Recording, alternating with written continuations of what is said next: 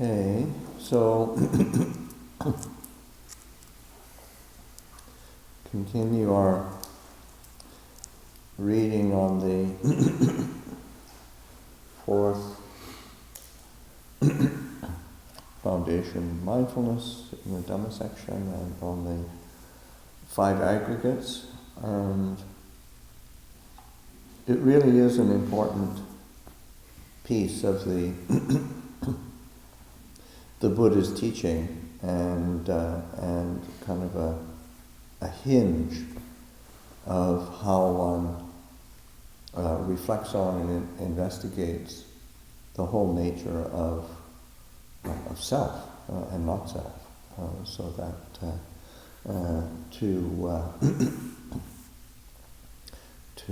to be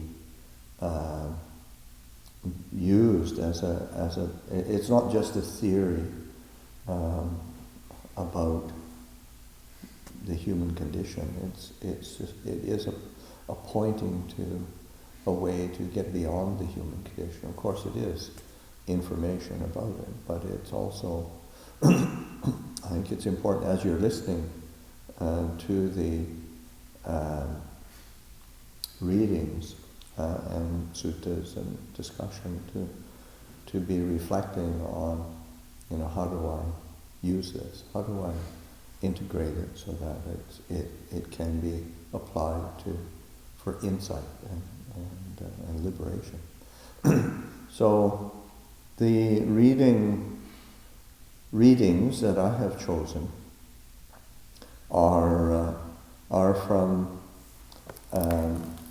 Phra Payutto's Buddhadhamma, his kind of magnum opus, and I'm totally biased. I mean, I really like Phra Payutto and find his writings and his ability to present incredibly clear and organized. It always amazes me reading him or listening to him just how well organized his mind is, and his level of clarity is amazing. So anyway, I'll begin. And this is how he begins his treatise on the Buddhadhamma and the middle teaching, because his as he says, there's two kind of middle things. One is Majjhima Patipada, the middle way of practice, the Eightfold Path, and there's Majjhena Dhammadesana, the teaching that is in the middle. And this is the beginning of the middle teaching, and he starts with the five aggregates. Introduction.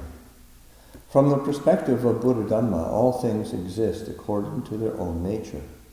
They do not exist as separate fixed entities, and in the case of living creatures, they are not distinct and immutable beings or persons, in quotes, which one could validly take to be a legitimate owner of things, or which are able to govern things according to their wishes. And there's a footnote on that. In Pali, one may refer to things as phenomena, Dhamma, elements, dhatu, or aspects of reality, sambhava. The complete spelling of this third term is sambhava Dhamma, which literally means things that exist according to their own nature.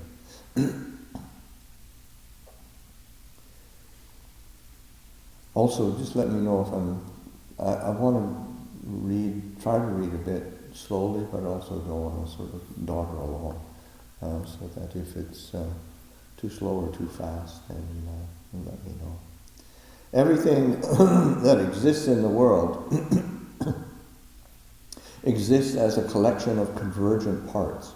There exists no inherent self or substantial essence within things. When one separates the constituent parts from each other, no self or core remains. A frequent scriptural analogy for this is of a vehicle. And he gives a reference in the Samyutta Nikaya under the Bhikkhuni Samyutta, the discourse, which is Samyutta 5, Sutta number 10, from Vajira. At Savatthi, then in the morning the Bhikkhuni Vajira, dressed and taking bowl and robe, entered Savatthi for alms. When she had walked for alms in Savatthi and had returned from her alms round, after her meal she went to the blind men's grove for the day's abiding. Having plunged into the blind men's grove, she sat down at the foot of a tree for the day's abiding.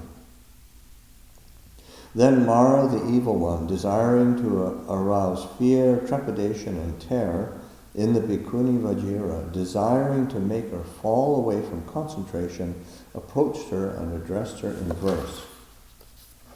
By whom has this been created? Where is the maker of the being? Where has the being arisen? Where does the being cease?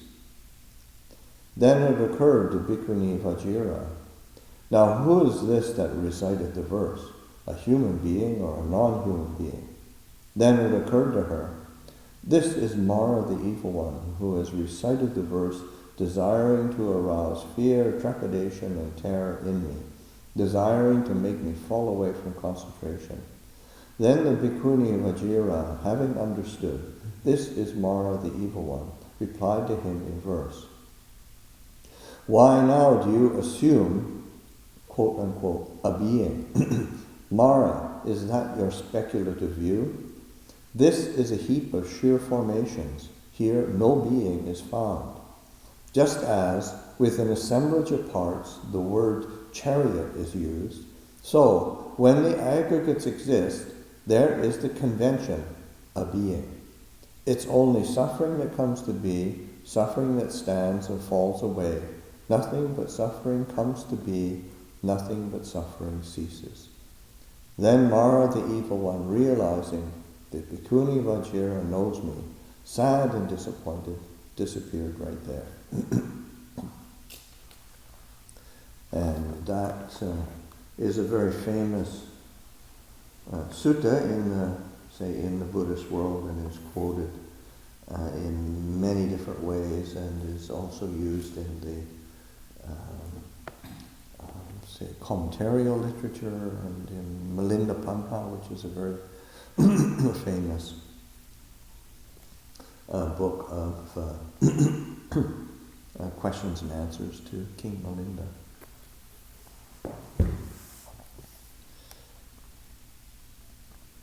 When one assembles the various parts according to one's chosen design, one assigns the conventional term wagon to the end product. Yet if one disassembles the parts, no essence of a wagon can be found. All that remains are the various parts, each of which is given its own specific name. This fact implies that the quote-unquote self or quote-unquote entity of a vehicle does not exist separate from its constituent parts. The term car, for instance, is simply a conventional designation. Moreover, all of those constituent parts may also be separated into further parts, none of which possesses a stable, fixed essence. So when one states that something, quote-unquote, exists, one needs to understand it in this context, that it exists as a collection of inconstant constituent elements. Having made this claim, the Buddhist teachings go on to describe the primary elements or constituents that make up the world. And because the Buddhist teachings pertain directly to human life, and in particular to the mind, this elucidation of the constituent parts encompasses both mind and matter, both mentality, Namadhamma, and corporeality, Rupadhamma. Here, special emphasis is given to the analysis of the mind. There are many ways to present this division into separate constituents of life, depending on the objective of the specific analysis.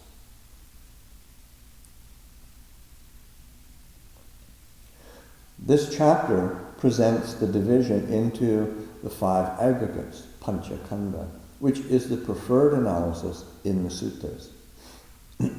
Also, Phra Payutto does put a primary importance on the suttas.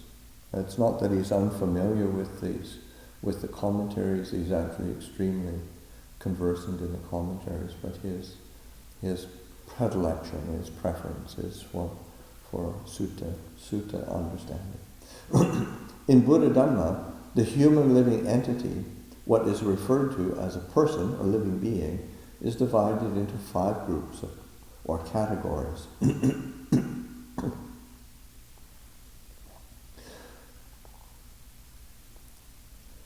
1. Rupa, corporeality, body, material form, all material constituents. Like rupa in brackets as translated, corporeality, body, material form, end of brackets. And all material constituents, the body and all physical behavior, matter and physical energy, along with the properties and course of such energy. So that even, say, the objects of the senses would be considered form. 2. Vedana, brackets, feeling, sensation, end of brackets. The feelings of pleasure, pain, and neutral feelings arising from contact by way of the 5 senses and by way of the mind. 3. Sanya, perception. The ability to recognize and to designate, the perception and discernment of various signs, characteristics, and distinguishing features, enabling one to remember a specific object of attention, aramana. And there's a footnote on that. The term aramana, object of attention, refers to those things cognized by the mind by means of the 6 doorways. That is, visual forms, sounds, smells, tastes, tangible objects, and mind objects, or thoughts.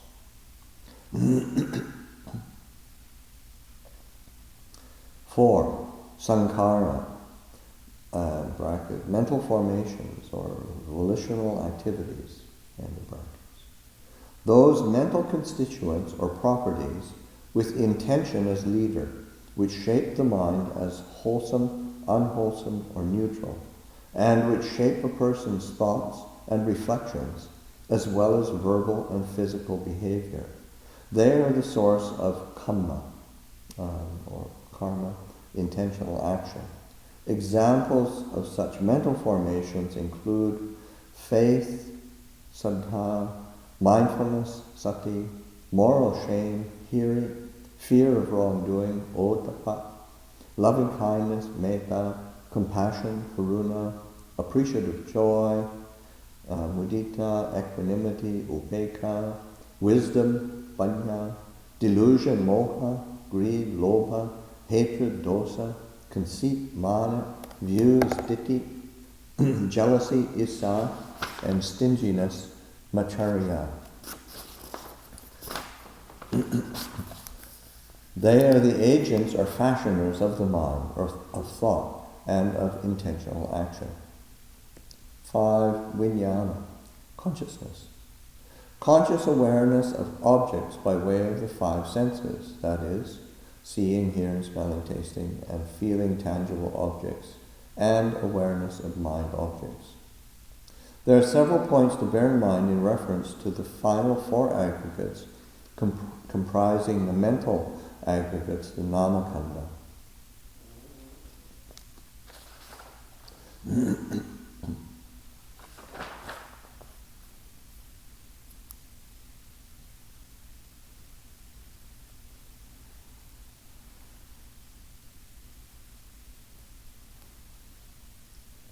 Perception, sanya, is a form of knowledge. It refers to the perception or discernment of an object's attributes and properties, including its shape, appearance, color, etc., as well as its name and conventional designations. For example, one knows that an object is green, white, black, red, loud, faint, bass, high-pitched, fat, thin, a table, a pen, a pig, a dog, a fish, a cat, a person, him, her, me, you, etc.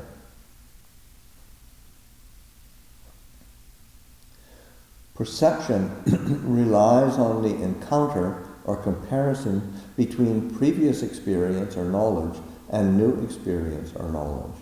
If one's current experience corresponds with previous experience, say one meets someone familiar, or one hears a familiar sound, one has recognition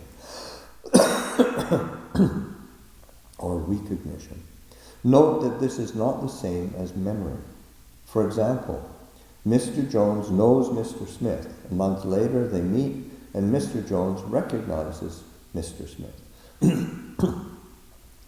If a new experience does not correspond with previous experiences, people tend to compare it to previous experience or knowledge, looking at those aspects that are either similar or different.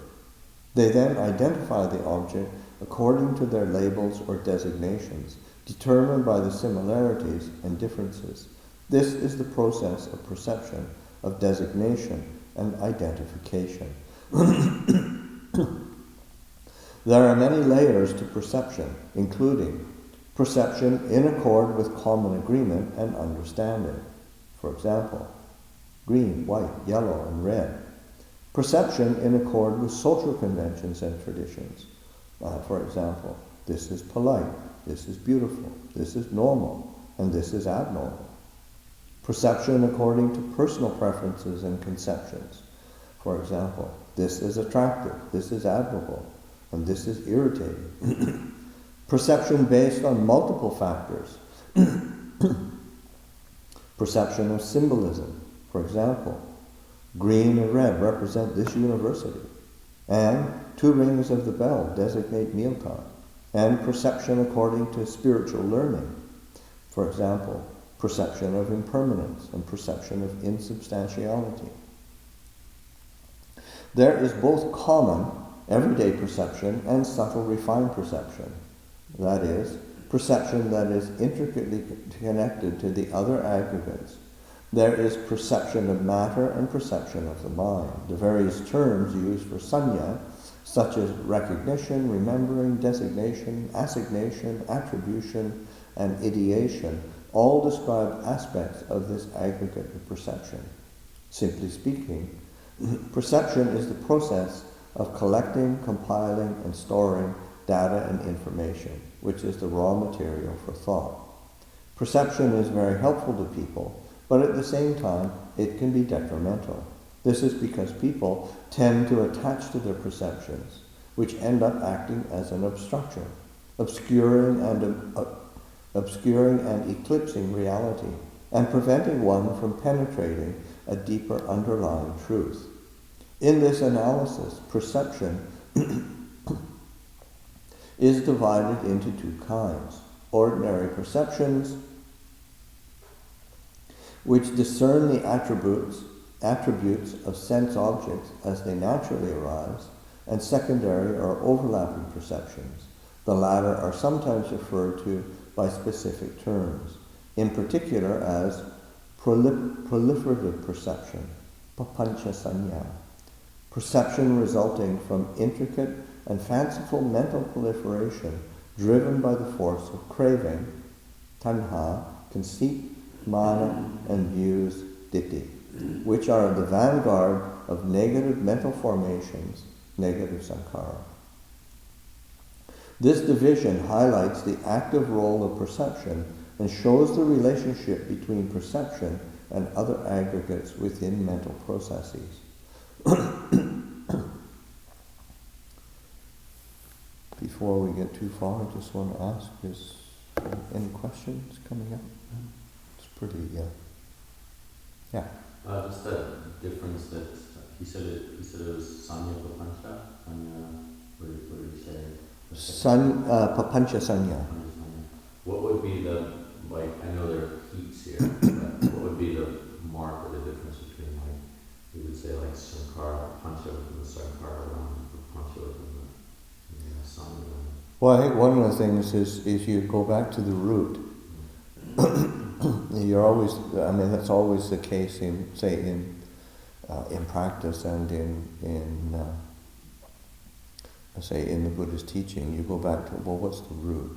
And if the root is, you know, kind of tanha, ditthi, or mana, then that's your clue. Whereas if you're reflecting, like, say, like sometimes when you're reflecting with, you know, really clearly, I mean, there is some proliferation there, but it's also, it's making associations out of discernment. So there's a huge difference with mindfulness and wisdom as the foundation, as your underlying sankhara.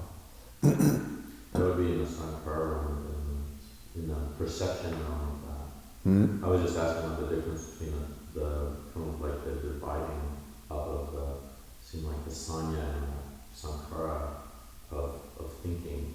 So like I didn't quite understand sort of like... These are conjoined, they are not disjoined. Yeah. And yet it's always going to be the case that there's just such a fine line between, because as soon as something moves, it is a sankhara. Would you put anxiety in the category of creating? Oh, absolutely. I know there's a clear connection in my experience. Yeah. Anxiety, yeah. Papancha. Absolutely. Yeah, I mean that's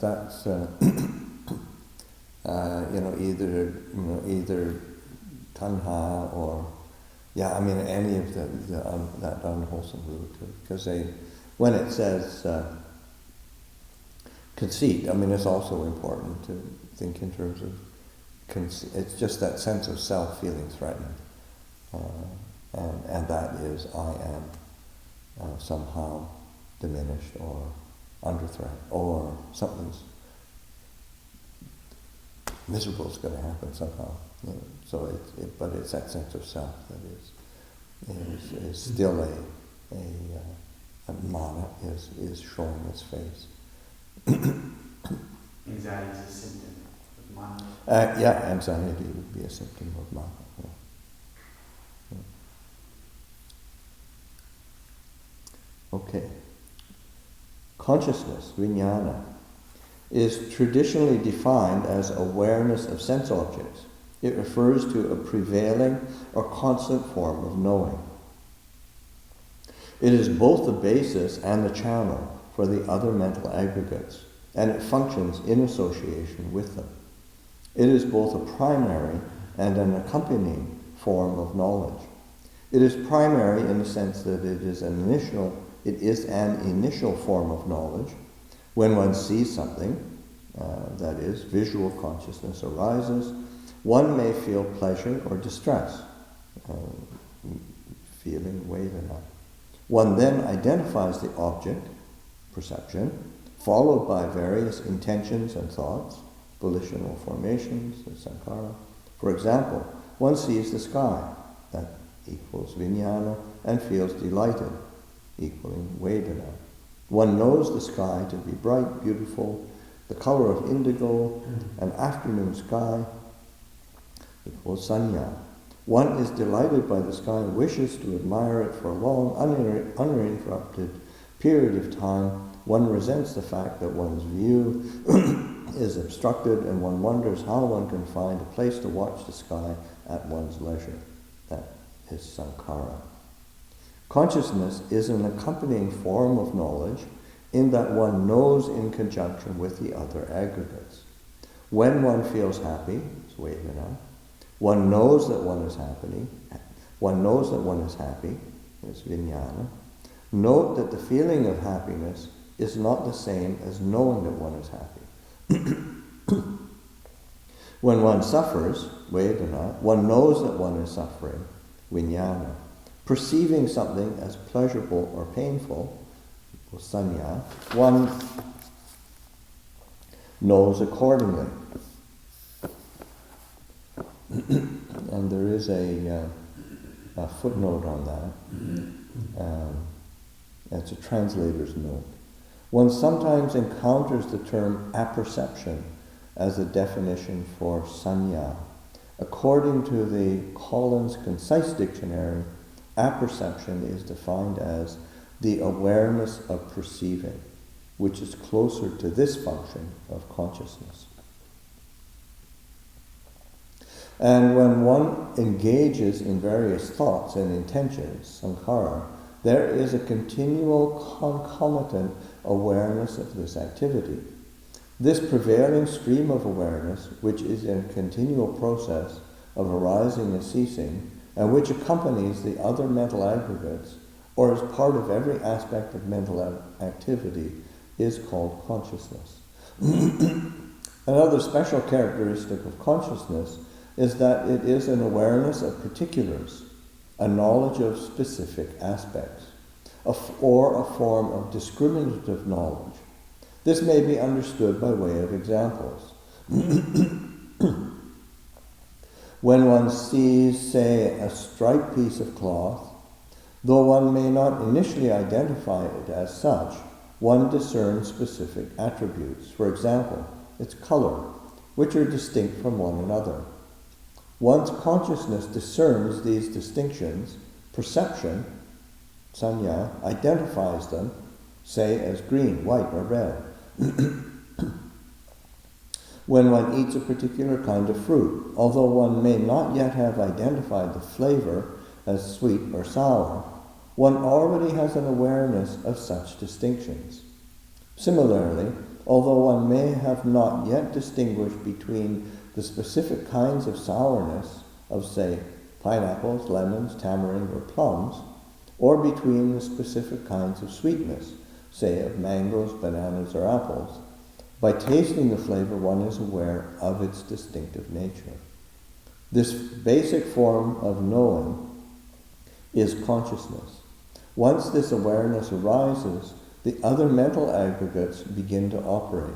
For example, one experiences the flavor as delicious or unsavory, as vedana, or one identifies the flavor as one particular kind of sweetness or sourness, as sanya, perception. The knowledge of specific aspects referred to above may be explained thus. When consciousness arises, for example, when one sees a visual object, in fact, one is seeing only specific attributes or facets of that object in question. In other words, one sees only those aspects or angles that one gives importance to, depending on the mental formations, sankhara, which condition the arising of consciousness, vijnana. For example,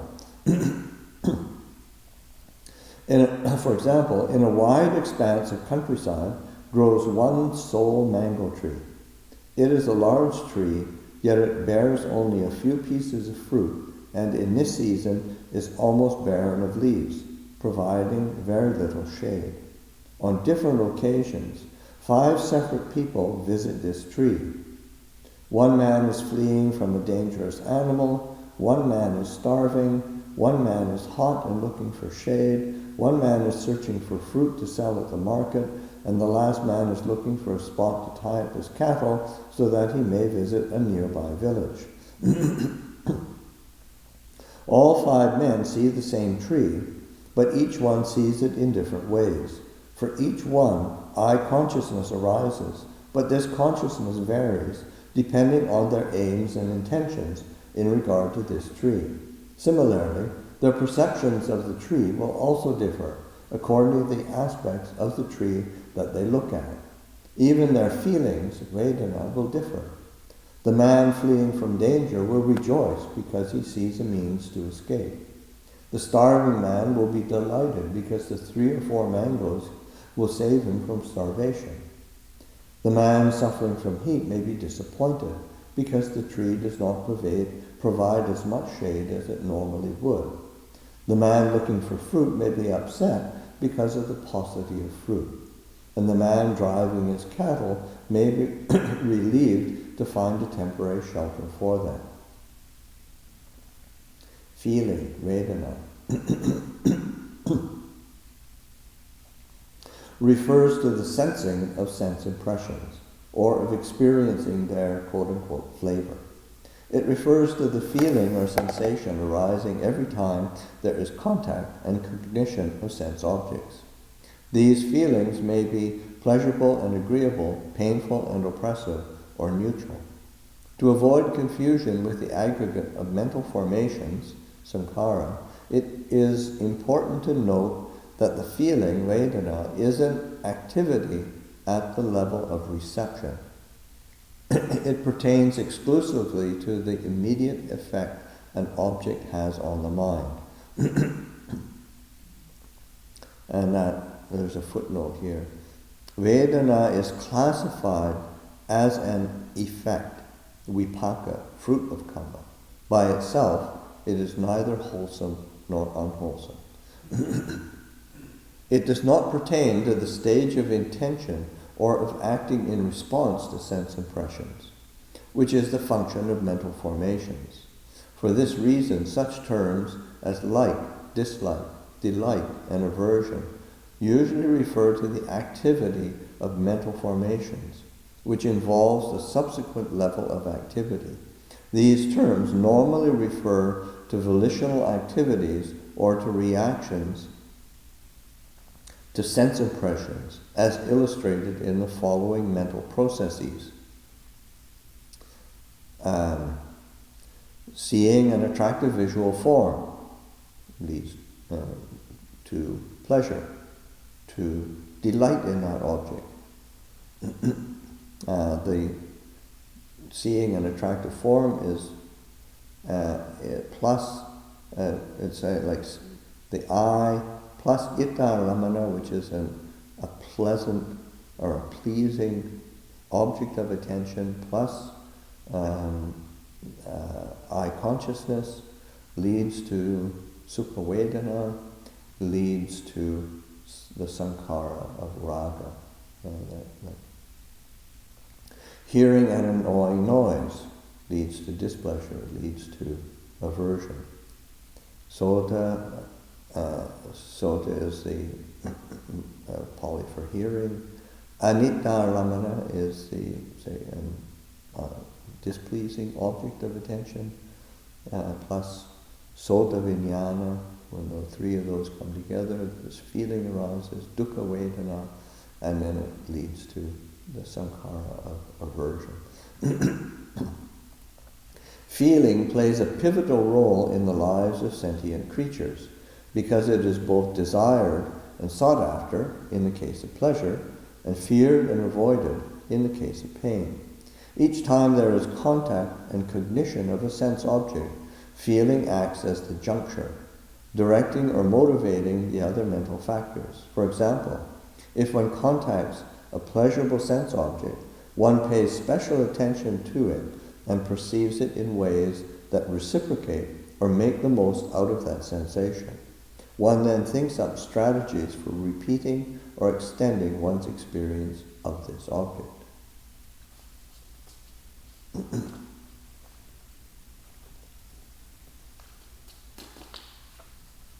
Okay, it's all clear.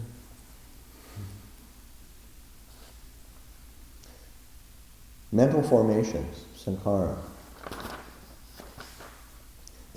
refer to both the factors determining the quality of the mind, the fashioners of the mind, with intention as cetana, as chief, and the actual volitional process in which these factors are selected and combined in order to shape and mold one's thoughts, words, and deeds, resulting in physical, verbal, and mental karma. In any case, the traditional analysis of the five aggregates focuses on the components of reality rather than focusing on the various dynamics in nature that affect human life. For this reason, the description of mental formation, sankhara, in this context normally only mentions a list of those determining factors, the fashioners of the mind, along with their attributes. As for an explanation of conditioned processes, at which stage these factors reveal themselves and are set in motion, this is reserved for the analysis of dependent origination, paticca-samuppada, which demonstrates precisely how these factors affect people's lives. In the teaching of dependent origination, mental formations are defined in the context of practical application or operative function. They are divided into kaya sankhara, physical intentional activity, bodily volition; vajji sankhara, verbal intentional activity, verbal volition; and citta sankhara, mental intentional activity, mental volition.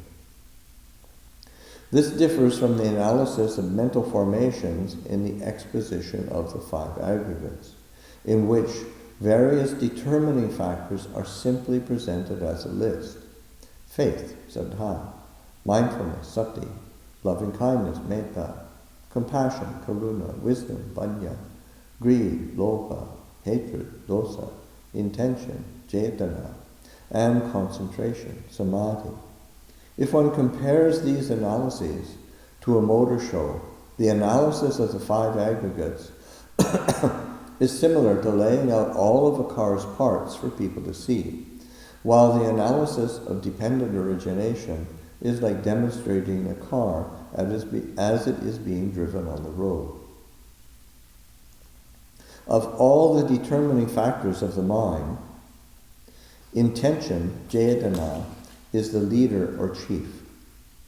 No matter how many mental formations are operative at one time, intention always participates as the key factor in the process. For this reason, the term cetana is sometimes used alone to represent all of the mental formations, sankhara. Sankhara, in this context, can thus be defined as intention along with associated factors, Buddhadhamma, connected factors, which shapes the mind as good, bad, or neutral, and which determines thoughts, speech, and physical actions, giving rise to mental, verbal, and physical kamma. Besides occasionally representing or defining all mental formations, sankhara, the term cetana is also used to define or represent the term kamma. In this sense, these three terms, sankhara, cetana, and kamma, all have roughly the same meaning. To offer an analogy, Venerable Mani, the abbot of Majjhima Monastery, goes to receive an offering of Tripitaka books.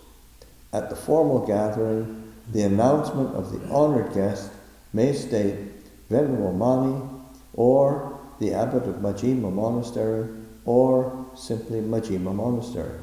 All three terms express the desired meaning. Besides its central role, intention, cetana, also reveals the special and distinctive properties of mental formations, sankhara, which set this aggregate apart from the others.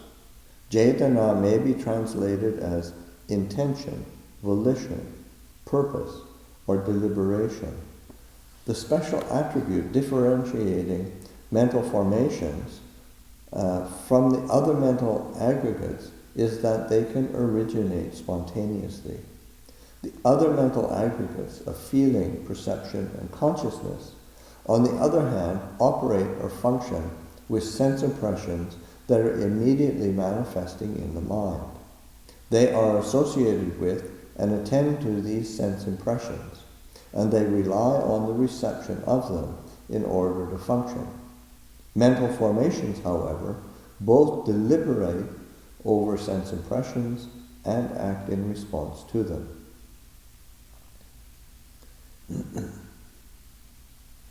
These explanations may clarify the following questions. Why are feelings of ease and dis-ease, classified as sensations, Vedana, while the subsequent factors of liking and disliking are classified as mental formations, Sankhara. Why are perceptions, Sanya, recollection, and mindfulness, Sati, memory, classified into separate aggregates? Sati is included among the mental formations, Sankhara. Why is wisdom, Panya, which, similar to perception, Sanya, and consciousness, Vijnana, is a form of knowledge, classified as a mental formation?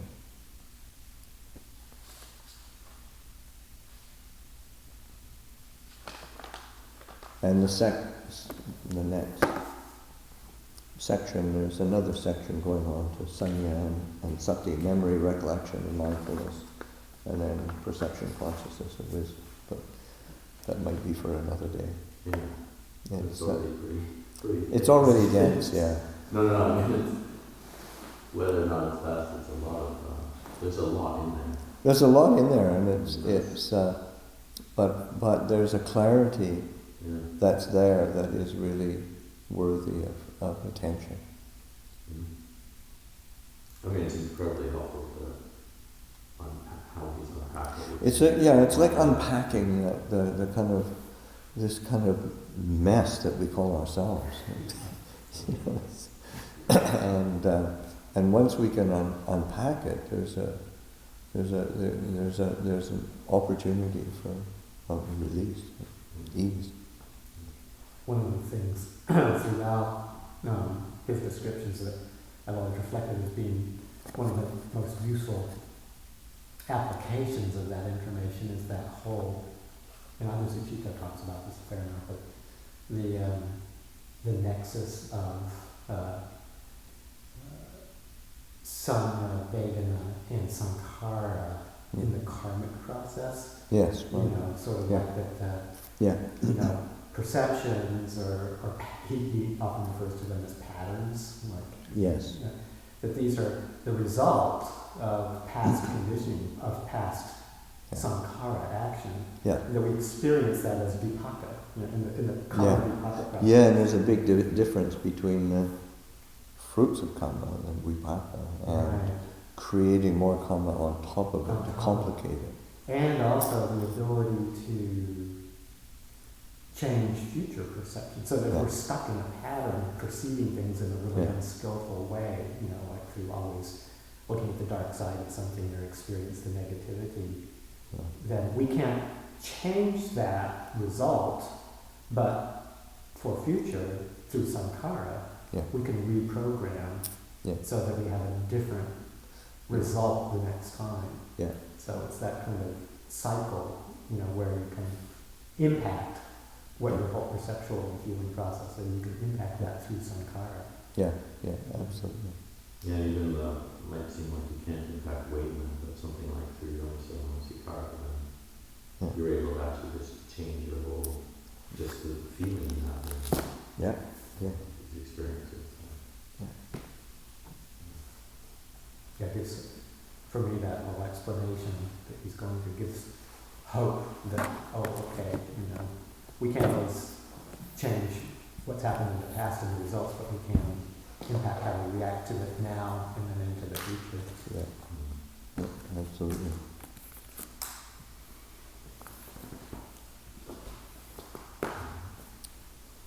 Great.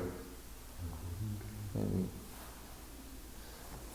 it's enough to percolate for a while.